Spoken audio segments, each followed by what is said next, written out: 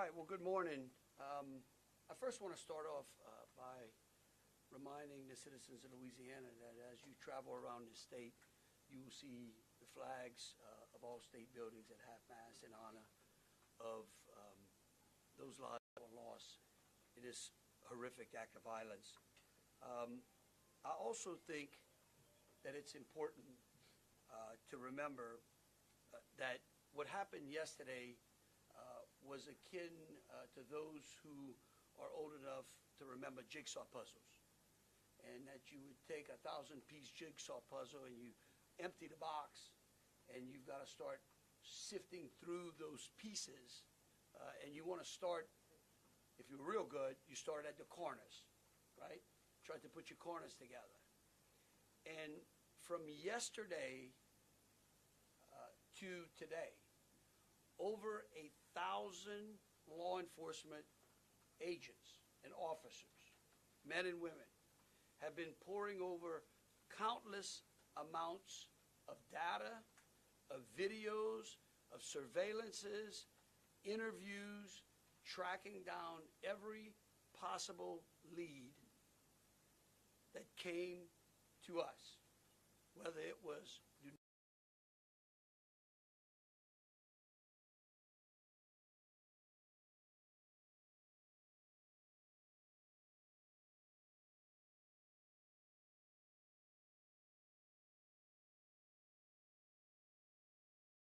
to streamline resources and communications between state, local, and federal partners. And we're seeing the results of it. I also would like to remind everyone that what's going on in the city and the state is twofold. We've got an active criminal investigation going on, while we're also continuing to secure the city in preparation for 3 o'clock kickoff time for the Sugar Bowl. With that, I would also remind those who are in the city that as far as state resources are concerned, we have the Louisiana State Police, the Louisiana National Guard, which was part of that emergency declaration, which allowed us to put an entire MP company on the ground. Those become force multipliers, is what we call that in law enforcement and the military. That helps to add to the resources that we have. Wildlife and Fisheries, the Department of Corrections, DSF, DHS, our Veterans Affairs, our Probation and Parole, all state agencies. Any state agency who has post-certified officers are here in this city to help secure the city. And so with that, I would like to turn it over to Christopher Rea, who is the Deputy Assistant Director of the FBI's Counter and Terrorism Division. Chris? Thank you, Governor Landry.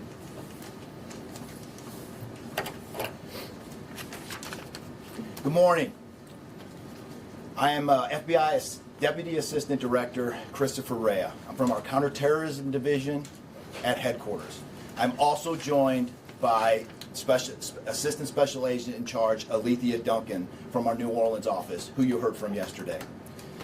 I'm here to discuss not only the latest investigative information we have here in New Orleans, but I'll also let you know about other investigative activities outside of the state.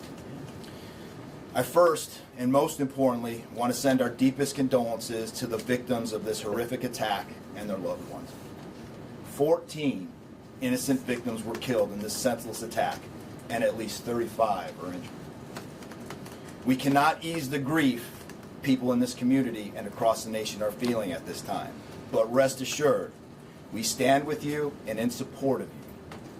All the resources, and I'm going to go into that a little bit later, all the resources of the FBI are being focused on tracking down every piece of evidence, every lead, every interview, every potential lead we've got. While I won't be able to answer all your questions today, my goal is to be as forthcoming as possible with you. It was an act of terrorism. It was premeditated and an evil act. Obviously a critical incident, and with that lots of information and tips come pouring in from law enforcement first responders, and the public. We have been aggressively running down these tips and information. As you all know, that takes time, and we will continue to do so until every lead has been followed through on. This investigation is only a little more than 24 hours old. So I ask you to keep in mind that as I go through some of the specifics later. But at this point, currently, and this is another fact I want to be clear on, we do not assess at this point that anyone else involved in this attack except for Shamsa Din Jabbar, the subject you've already been briefed on. A little bit about what the FBI is doing. So we are surging people and assets to the area from across the region and across the nation. Special agents in multiple field offices across the country have been deployed and are assisting with potential aspects of this investigation and following up on every lead. Additional teams of special agents, professional staff, and victim specialists continue to arrive to provide more investigative power and assistance to the victims and their families. We have also forward deployed a number of our critical incident response group assets, including members of our hostage rescue team, special agent bomb technicians, and crisis management coordinators. In addition, we have deployed more evidence response technicians to continue to process the various scenes that we have. So far, we have received just over 400 tips from the public, and that information is being followed up on both here in New Orleans and across the country. Some of the tips are here in New Orleans, and there are other tips in other states across. The FBI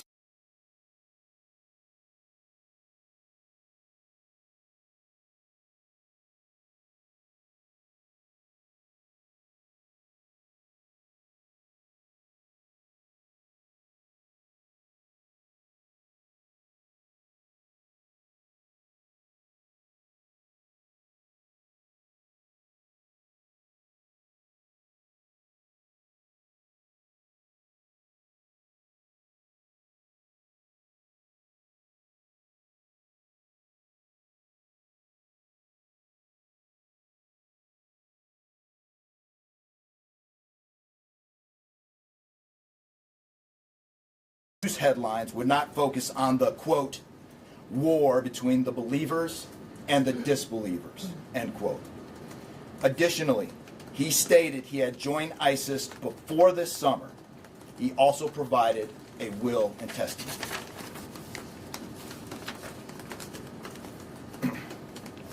FBI and ATF. FBI, we have a couple different scenes at the location. We have released the scene at Bourbon Street. That scene has been released. We also have a scene off of Mandeville. Agents have secured that house, and that location is being searched for potential evidence. On New Year's morning, Jabbar opened fire after ramming through a blocked-off area of Bourbon Street, used his truck as a weapon to run over the victims. Teams of specially trained victim specialists, again, as I said, are on the ground here in New Orleans, assisting survivors of the attack and loved ones of the deceased. We do not believe the public is in any danger around any of these locations. 3 phones linked to Jabbar have been recovered, and digital media exploitation is a priority to see what is on the devices and determine if there are any other potential leads. Additionally, we have recovered 2 laptops and are currently reviewing them for any potential leads. Those laptops were recovered at the Mandeville address. Evidence technicians will also be going over the F-150 truck Jabbar was driving. As you know, we recovered an ISIS flag from the back of the vehicle. Jabbar declared his support for the terrorist group on social media, as I stated before, as he made his way to New Orleans. FBI bomb technicians also recovered 2 IEDs in coolers, one from the cross-section of Bourbon and Orleans Street, and the second at an intersection approximately 2 blocks away. There were multiple reports of other devices. Those reports turned out to be misinformation or not actual functioning devices. Those are the only 2 devices that we've been able to recover that were functional. Both devices were rendered safe on scene. We did obtain surveillance footage showing Jabbar placing the devices where they were found. Two other, as I said before, 2 other items of interest were determined not to be IEDs. A little bit about Jabbar. Jabbar himself was born in the United States and is a U.S. military veteran. We are looking in everything in his life. While we have interviewed many people who know Jabbar, we still need to talk to others. Whether you know Jabbar personally, worked with him, served in the military, or saw him in New Orleans or Texas, we need to talk to you. You may not think you have relevant information, but what you know could tie in to one of our investigative leads. Specifically, we want to talk to anyone who was in the French Quarter on New Year's Eve or early on New Year's Day. That includes people spotted near one of the 2 IEDs on Bourbon Street. The IED was inside a cooler, and many people stopped and looked at the cooler and then continued on their way. Let's be clear, again, we do not believe at this point these people are involved in this incident in any way. We want to speak to them as witnesses and want to know what they saw and when. I went down to the crime scene last night. It is very hard to put into words what it looked like and how difficult it was to see. Anyone with information can call us at 1-800-CALL-FBI or send digital tips to fbi.gov/Bourbon Street attack. Early this morning, evidence response teams finished their work at the crime scene. Bourbon Street has been turned over to the city of New Orleans. As you know, there's also an FBI investigation in Las Vegas. We are following up on all potential leads and not ruling everything out. However, at this point, there is no definitive link between the attack here in New Orleans and the one in Las Vegas. And again, I'll preface everything with what I started with in the beginning, which was this is very early in an investigation like this. Again, our thoughts and prayers are with the victims of this tragedy and everyone impacted across the country. They remain at the heart of our investigation. I also, although I've only been on the ground here a short time, I also want to express a sincere appreciation for our partners here, which include the U.S. Attorney's Office, HSI, ATF, the New Orleans PD, the Louisiana State Police, the Governor's Office, and countless others. At this point, I'm going to turn it over to the Special Agent in charge of ATF here, Josh Jackson.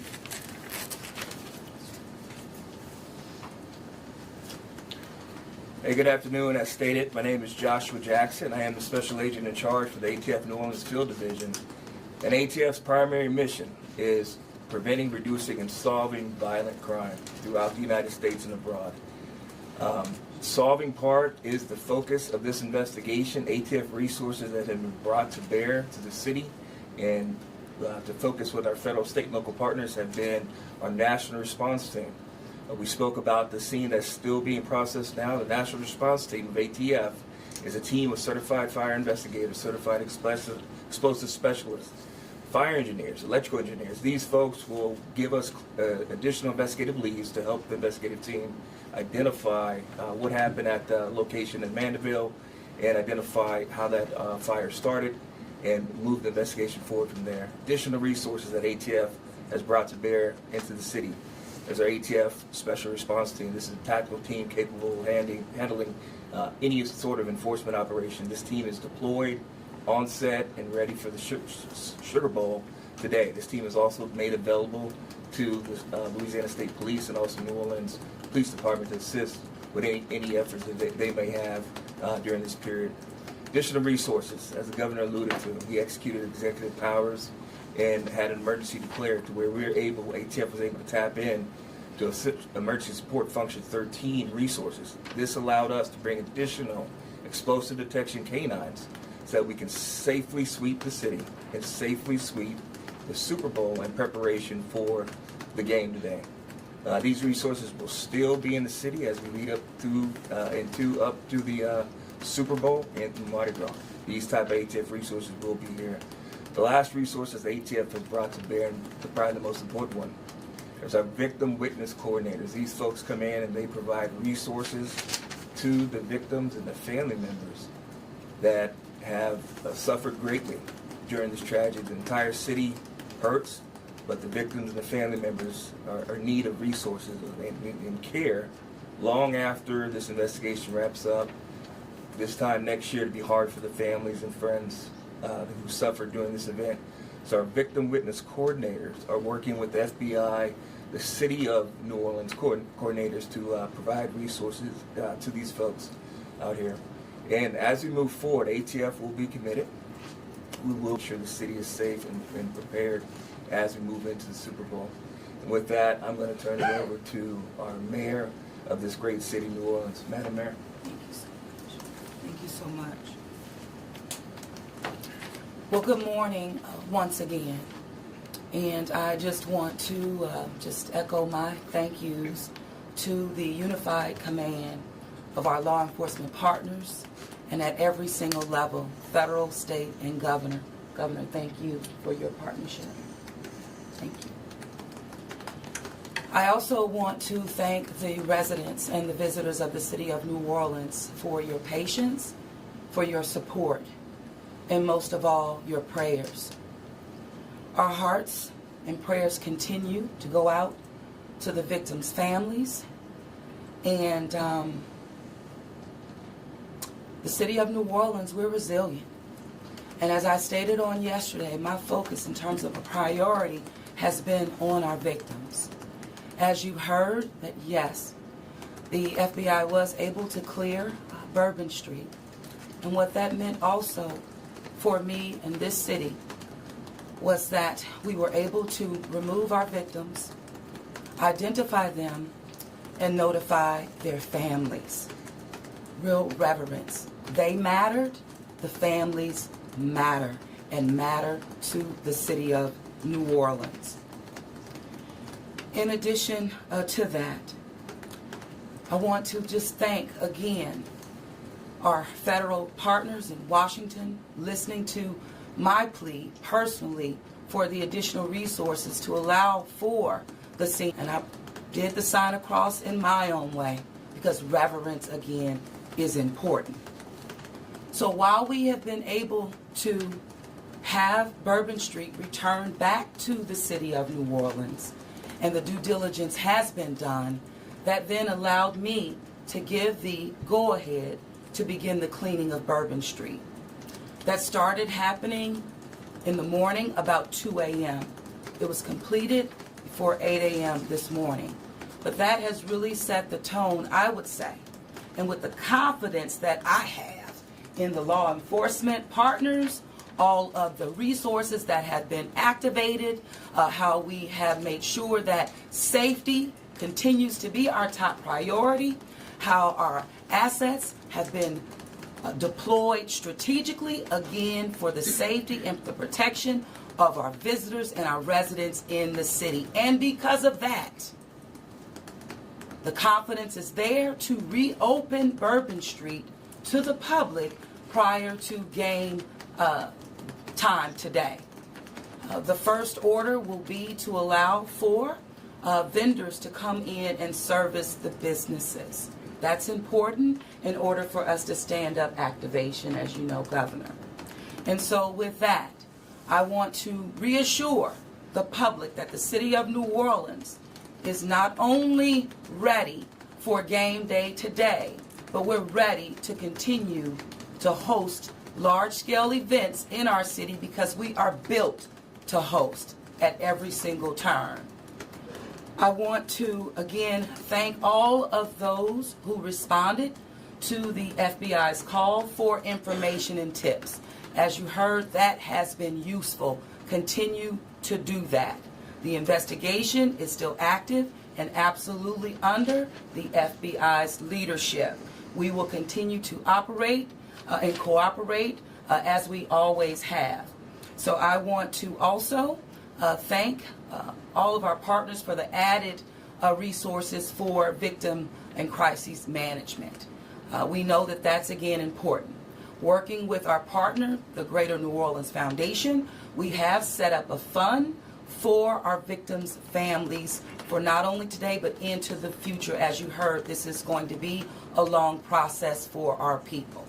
So with that, the City of New Orleans, and with all of my confidence, we are ready.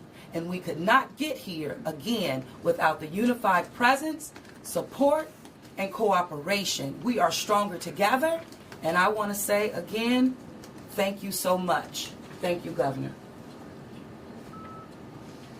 So once again, the Governor would like me to reiterate that Bourbon Street will be prepared for full activation before game time today. We know 3 p.m., so we're working towards 2:30 p.m. But prior to game time, the kickoff, Bourbon Street will be restored. So we're hard at work now. Our teams are now, and of course, working with our business community to serve our public and serve our residents and our visitors alike. In closing, I want to rest people assured that right now in the city of New Orleans, there's an unprecedented amount of law enforcement resources that are being utilized to close out and to hunt down and to finalize this investigation. This type of event can happen in any city. And that's the tragedy of it. And I think it's important for people to understand that to protect our citizens in America from evil, you have to crush it. You can't go out there and placate it. You can't go out there and say, oh, I'm going to put this in place and that in place and hope that evil doesn't show up on your doorstep, because it will. You have to crush it. And that's what we're going to do here. We're going to put it all behind us. We're going to continue to keep the victims, those that are in the hospital, either fighting for their lives or trying to recover, in our thoughts and in our prayers.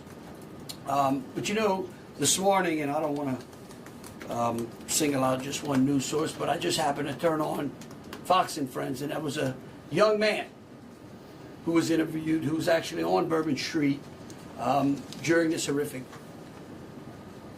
act of terrorism. And they closed out by asking him, what now?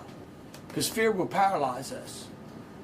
He said, we come down to the city to enjoy ourselves and to entertain ourselves and to be with our friends and with our families, because that's who we are.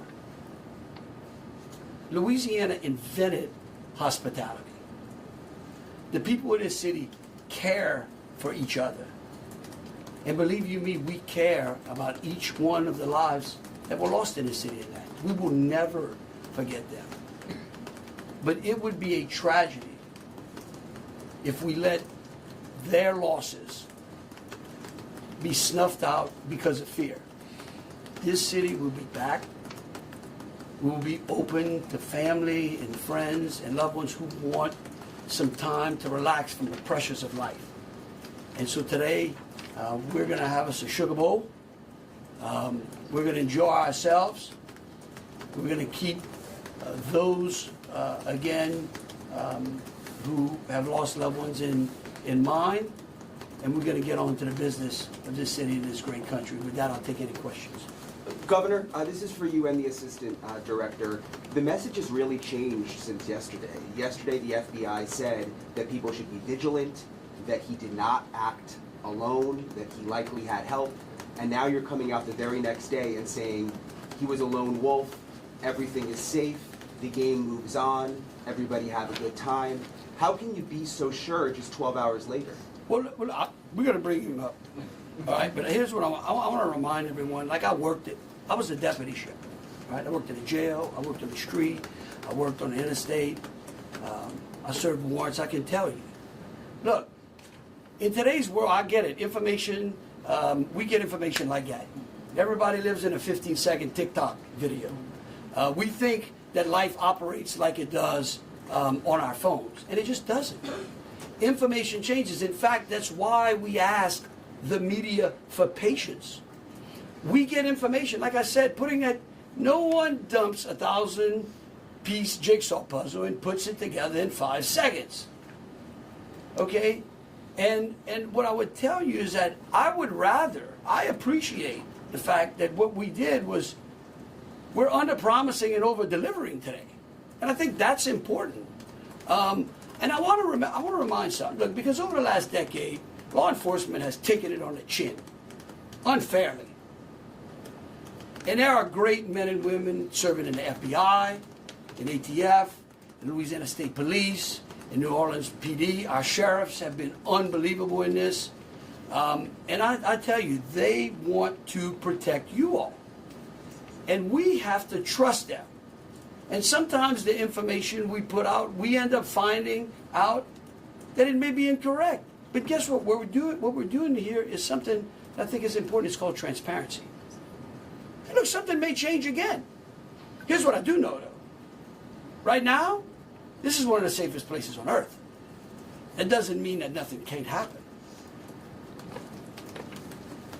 Thank you, Governor. And to echo exactly, I think the Governor put it eloquently, as could be said. In a lot of these instances, I also had the opportunity, as far as the inaccurate reporting that comes up. And what the Governor said is we want to be transparent with the public. Years of the FBI not being transparent, we're being as transparent as we possibly can. And unfortunately, as we're being transparent, unfortunately for that, there is some information that we have to go back and recorrect. And in this particular incident, you heard the resources that we brought, that the other state and locals have brought.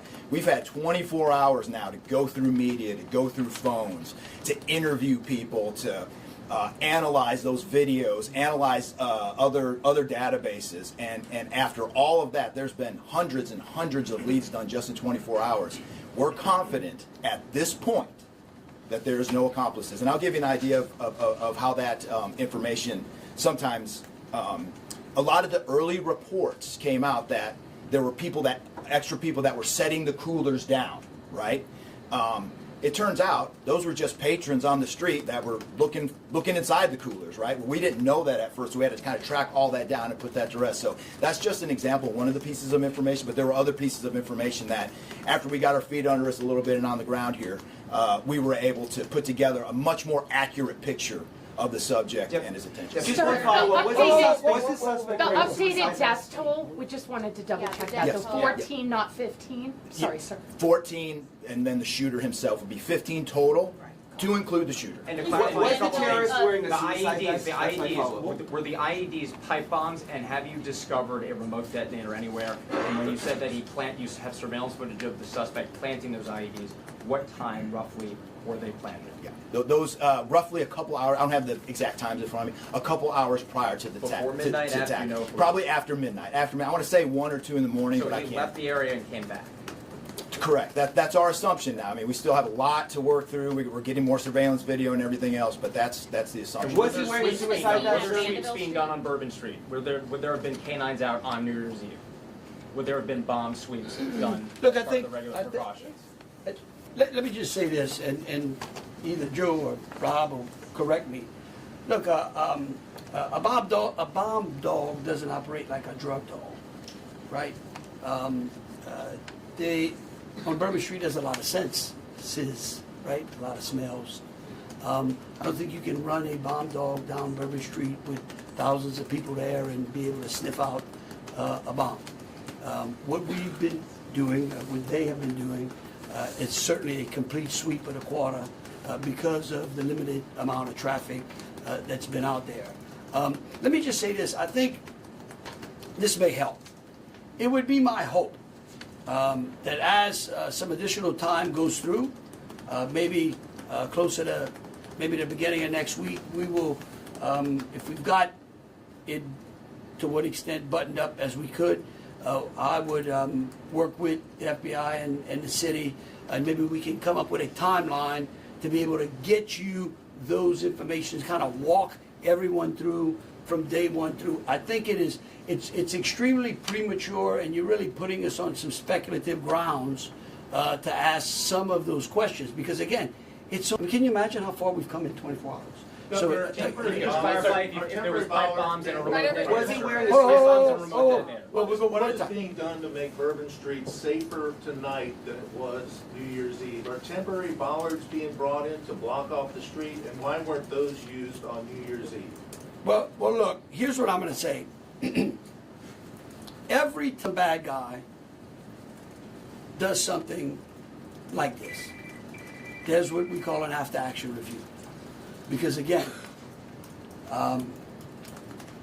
nothing is 100%. We have reinforced the area. We have deployed some additional types of assets. I personally think it's up to the city or other. I don't like to give specifics because I don't like to tell the enemy what we got. But I can tell you we're in better shape than we were before. We have time for two more questions. Director, when you speak to the What brought him down? Can you speak to the Mandeville scene? And it And will. some neighbors at that site told us they smelled smoke early in the morning. Was there a fire there? Any kind of burning happening? Yeah, Do you great. still believe that that fire happened after the suspect was killed? That's correct. Yeah, I'll move to 18. I do want to address the suicide vest question. I want to kill that one right away. Okay. There was no evidence that the subject was wearing a suicide vest at all. So I will turn the Mandeville stuff over to ATF.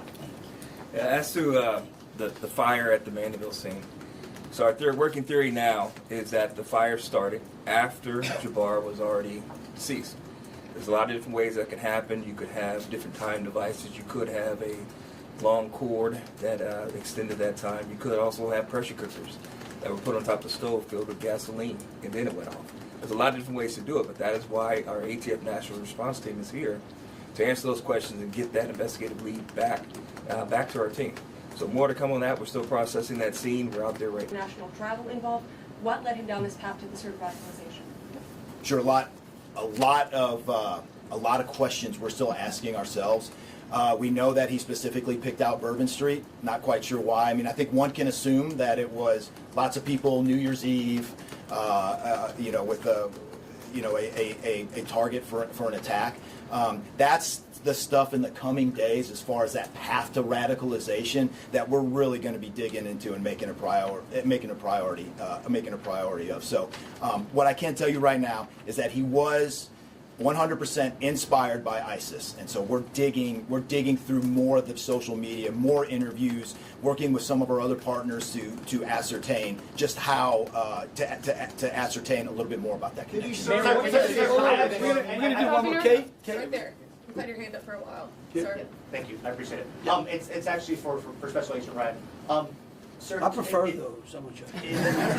in order to reassure people, would you be able to explain the analysis and evidence that has led to this most recent understanding that he, at least from your understanding, no further danger to the public? Sure. I think a lot of that, multiple interviews, the hundreds of interviews that we've conducted so far, the social media review that we've done of his accounts, by my count now, the 5 devices we have, the 3 cell phones and the 2 laptops, been able to initially triage or go through that, and there is just nothing to indicate through call records, through anything on those devices, through interviews, through anything in our systems, that he was aided in this attack by anybody. And again, I have to caveat, like the governor said, this is 24 hours into it. And that could change, but right now we've got a much better picture and much more confidence on what we were dealing with than we were just 20 Mayor, years what ago. gives you All right, look, thank y'all so very much. Again, Mayor, what gives you the confidence to say to we're people going that to they try come to to your get city y'all for as big much events? information as possible. So, any additional information we put out through press releases. Thank you so very much. Moving forward, are we Mayor. going to be making Bourbon Street a pedestrian only, or are we going to be allowing cars to drive pedestrian only?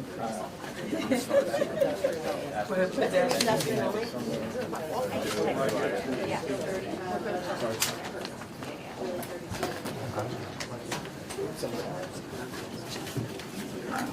No, you good?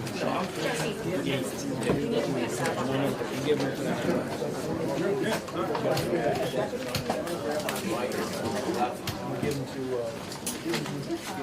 On the stand or not?